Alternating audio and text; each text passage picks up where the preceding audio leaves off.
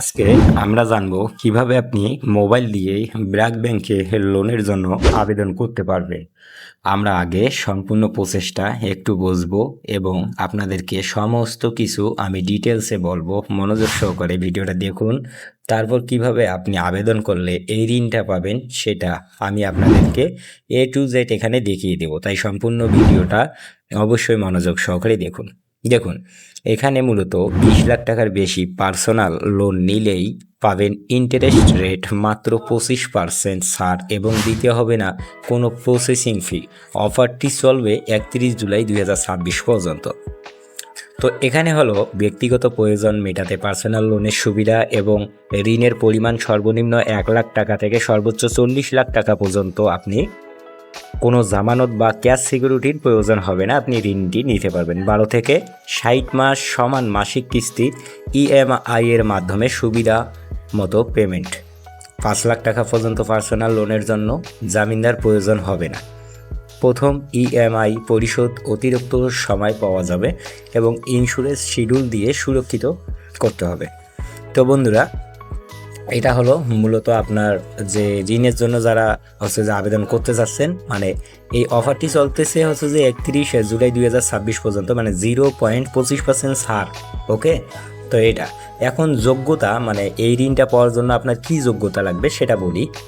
যোগ্যতা হলো আপনার যে বয়স সর্বনিম্ন 25 বছর এবং সর্বোচ্চ আপনার যে 65 বছর, ন্যূনতম মাসিক আয়ের সত্ত্ব যে 25,000 টাকার মতো, এর মতোই আর কি। পেশাগত অভিজ্ঞতা যেমন বেতনভুক্ত ন্যূনতম যে 6 মাসের কাজের অভিজ্ঞতা থাকতে হবে, আর ডাক্তার হলে আপনার ন্যূনতম 2 বছরের বিএমডিসি রেজিস্ট্রেশন থাকতে হবে, আর ব্যবসায়ী হলে ন্যূনতম 3 বছরের একই ব্যবসার অভিজ্ঞতাটি আপনার থাকতে হবে। ওকে, এখন চলুন আমরা দেখি এখানে আপনাদের কি কি ডকুমেন্ট লাগবে।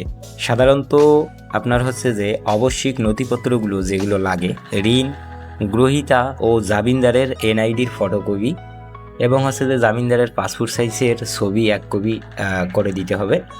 এবং আপনার যে ঋণ যারা গ্রহণ করবে, মানে আপনি যদি ঋণ গ্রহণ করতে চান, এবং জামিনদারের উভয় ভিজিটিং কার্ড এবং আপনার অফিসের আইডির কপি যদি প্রয়োজন হয়। যদি প্রয়োজন হয় বলতে বোঝাচ্ছে যে এটি যে আপনার লাগবেই, প্রয়োজন অনুযায়ী টিউলিটিপির বিলের কপি লাগবে, ইটিআইএন সনদ।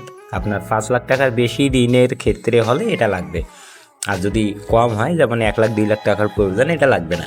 চাকরিজীবীদের জন্য আপনার যে চাকরির প্রমাণ, লেটার অফ ইন্ট্রোডাকশন এবং যে ইলোআই, পে স্লিপ, স্যালারি এবং যে আপনার সার্টিফিকেট, শেষ 6 মাসের ক্যাশ ভাউচার যদি প্রয়োজন হয়, মানে এটাও লাগবেই। শেষ 6 মাসের ব্যাংক স্টেটমেন্ট, এটাও লাগবে। স্বাধীন বা স্বনিযুক্ত পেশাজীবীদের জন্য চিকিৎসক। ওকে, তো এখানে মূলত বোঝানো যে যাদের যে থাকে না, যেমন যে বিএমডিসি সনদপত্র, যারা যে চিকিৎসক মানে ডাক্তারদের জন্য বিএমডিসি সনদপত্র এবং ব্যাংক স্টেটমেন্ট। তারপর যে আপনার চেম্বার প্যাডে গ্রাহক যে প্র্যাকটিক্স থেকে আয়ের ঘোষণা যদি প্রযোজ্য হয়।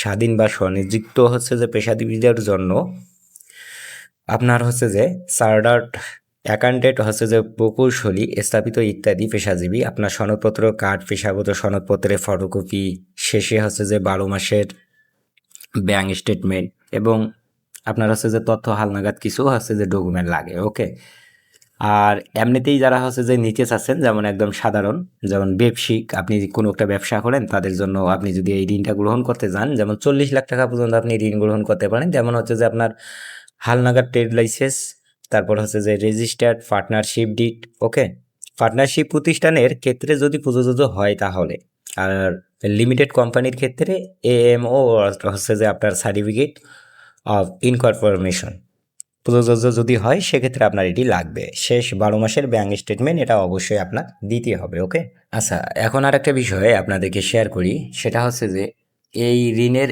ইন্টারেস্টটা কীরকম কাটে। ইন্টারেস্ট ও রেট ফি আপনারা এখানেও দেখে নিতে পারবেন, এবং আমি আপনাদেরকে যে বলেই দিচ্ছি, আপনার ইন্টারেস্ট এটা যে পরিবর্তনশীল, যে কোনো সময় এটি একটু বাড়তেও পারে, একটু কমতেও পারে। বাংলাদেশ ব্যাংকের ইন্টারেস্ট এবং রেট গাইডলাইন এবং ব্র্যাক ব্যাংকের পরিচালিত ইন্টারেস্ট রেট অনুযায়ী প্রযোজ্য হবে। প্রসেসিং ফি যে 40 লক্ষ টাকা পর্যন্ত ঋণের পরিমাণে 50% অথবা হচ্ছে যে 15,000 টাকার মধ্যে যেটি কম প্লাস 15% ভ্যাট। অন্যান্য ফি ও চার্জ রিটেল লোনের শিডিউল অফ চার্জে এসওসি অনুযায়ী প্রযোজ্য। তারা গ্রাহকদের জন্য ইন্টারেস্ট রেট 0.50%-এর কম। ওকে, তো এটি হচ্ছে মূলত যে ব্র্যাক ব্যাংক থেকে যারা আবেদন করতে যাচ্ছেন তাদের জন্য কি কি ডকুমেন্ট প্রয়োজন হয় সেটা আমরা আপনাদেরকে বুঝালাম। শিডিউল অফ চার্জ যদি আপনারা একটু দেখতে যান, সেক্ষেত্রে এখানে আপনি এটাকে এই যে এখান থেকে ডাউনলোড করে নিতে পারবেন। এই যে এখানে ডাউনলোড অপশান আছে, এই ডাউনলোডে ক্লিক করে এটা আপনি ডাউনলোড করে নিতে পারবেন।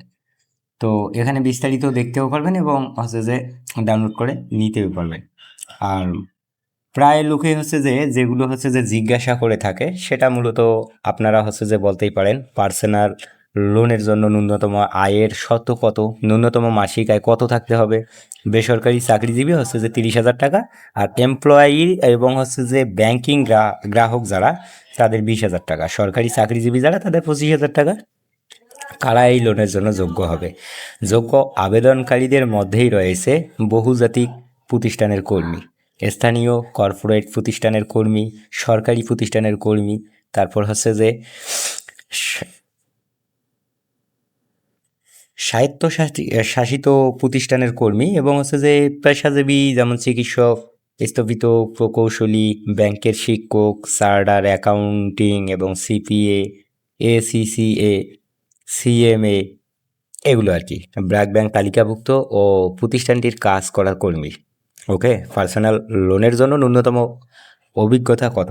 প্রাইভেট চাকরিজীবীর হচ্ছে যে আপনার ন্যূনতম 6 মাস, এবং এমপ্লয়ি যারা রয়েছে ব্যাংকিং গ্রাহকের হচ্ছে যে ন্যূনতম 1 মাস। সরকারি চাকরিজীবীর জন্য কোনো ন্যূনতম অভিজ্ঞতা প্রয়োজন নেই। পার্সোনাল লোনের কোনো আয় বিবেচিত হয়, কোন কোন আয়গুলো বিবেচিত হয়, যেমন বেতনের আয় এবং অন্যান্য আয় যদি থাকে।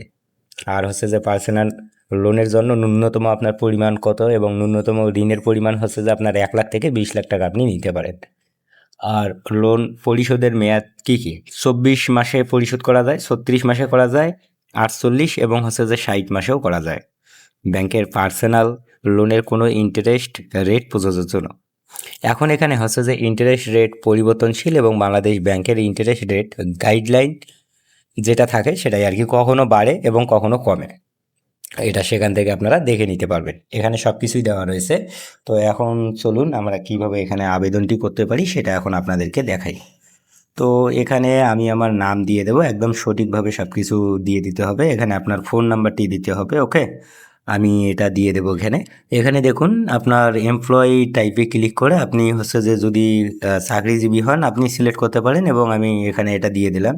এনআইডি, আপনার এনআইডির যে তথ্য রয়েছে সেটা অবশ্যই আপনাকে এনআইডি কার্ডের নাম্বারটি এখানে অবশ্যই প্রদান করতে হবে। এনআইডি কার্ডের নাম্বার প্রদান করার পরে আপনার যে জন্ম তারিখ রয়েছে, আপনার জন্মসাল এখানে সঠিকভাবে অবশ্যই আপনাকে এগুলো আগে কমপ্লিট করে এই আবেদনটি অবশ্যই আপনাকে জমা দিতে হবে। তো এখানে কমপ্লিট করে যখন আপনি এই আবেদনটি জমা দিবেন, এখানে দেখুন আপনার লিঙ্গ সিলেক্ট করবেন, আমি হচ্ছে যে এটা দিয়ে দিলাম। এখন আপনার ডিস্ট্রিক্ট, ওকে, ডিস্ট্রিক্টটি আপনি এখানে সিলেক্ট করে দিবেন। তো আপনার যে ডিস্ট্রিক্ট এখানে আপনি খুঁজে বাইর করবেন, আপনি খুঁজে বাইর করে এটা আপনি এখানে সিলেক্ট করে দিবেন। ওকে, তারপর নিচের দিকে চলে এসে মাসিক আয়, যেমন হচ্ছে যে আমার মাসিক আয় আমি যে একটা দিয়ে দিলাম। লোনের পরিমাণ এবং চাহিদা কত, মানে আপনি কত টাকা নিতে চাচ্ছেন এটা সিলেক্ট করবেন। অবশ্যই আপনাকে 1 লাখ টাকা সিলেক্ট করতে হবে, এটা মাথায় রাখবেন। 1 লাখ টাকাই কিন্তু আপনাকে সিলেক্ট করতে হবে। ওকে, এখন চলুন আমরা এখানে কিন্তু উপরের দিকে আমাদের জিমেল অ্যাড্রেসটি এখানে দিয়েছি।